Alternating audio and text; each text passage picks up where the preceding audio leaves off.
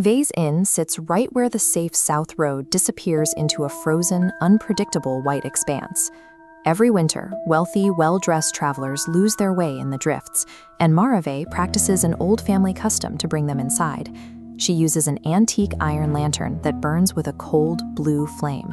But when Mara holds it up to these elegant strangers, it doesn't cast shadows behind them.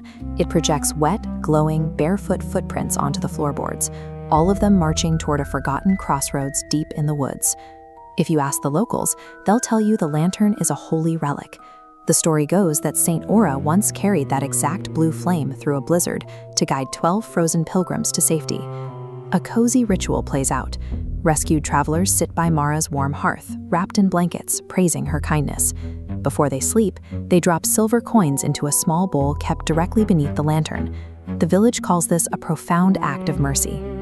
But mercy is a comfortable word that people use when they want to avoid looking closely at something deeply unsettling. The logic of that story breaks when someone truly vulnerable arrives. Deep into a bitter snowstorm, a traveling peddler staggers up to the inn, carrying a box of wooden combs and shielding his shivering young daughter. They are entirely helpless. Yet when Mara reaches for the blue lantern, it refuses to light. The wick remains dead, black, and cold. Mara grabs an ordinary tallow candle, cups her hands to fight the wind, and walks the man and daughter down the safe path. That fragile, shaking flame is enough to keep them alive. The peddler moves on safely, leaving the silver donation bowl back at the inn, completely empty. The lantern had stayed dark for the truly helpless. It only seemed to burn for the ones who had something to hide. The next guest forces the issue. Magistrate Halvin arrives in a polished sleigh, boasting about his authority and his impeccable, clean hands. The moment his hand touches the door latch, the lantern erupts into blue fire. Instantly, a trail of small footprints appears, with toes turned inward, as if the walker had a heavy limp, marching out into the snow. Mara secretly trails the magistrate as he follows those glowing steps. They lead to a bleak, untracked patch of snow at the old crossroads. There, Halvin sinks to his knees and begins whispering directly into the frozen dirt. The villagers claim old Sella, a woman living in the Black Pines, is a witch who cursed the path and controls the dead. When Mara visits Sella, the older woman explains the lantern's real origin.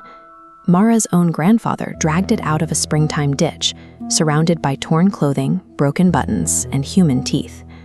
The village built a ghost story to distract themselves from the human violence that left an iron lantern buried in a ditch.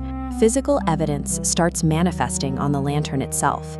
Whenever the winter air hits the glass, the names of forgotten victims appear in the frost, blue, white, and trembling. Then there is the silver. Mara dumps out the donation bowl and finds that every single coin has initials clumsily scratched off its surface. A handsome merchant couple checks in next. They wear immaculate boots and offer a perfectly rehearsed story about getting lost while trying to help a local beggar.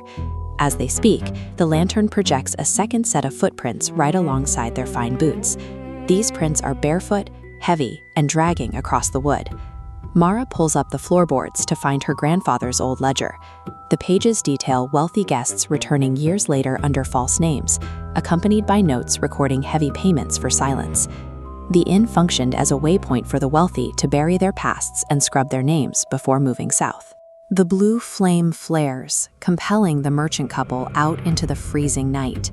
It drives them all the way back to the forgotten crossroads, where the heat of the light melts a perfect circle into the ice. From that dark water, pale figures begin to rise. They do not attack, they simply stand there, shivering, clutching the items they were buried with. A cracked locket, a child's mitten, an empty purse. Confronted by these silent victims demanding the names that were stolen from them, the merchant wife collapses into the snow and begins confessing.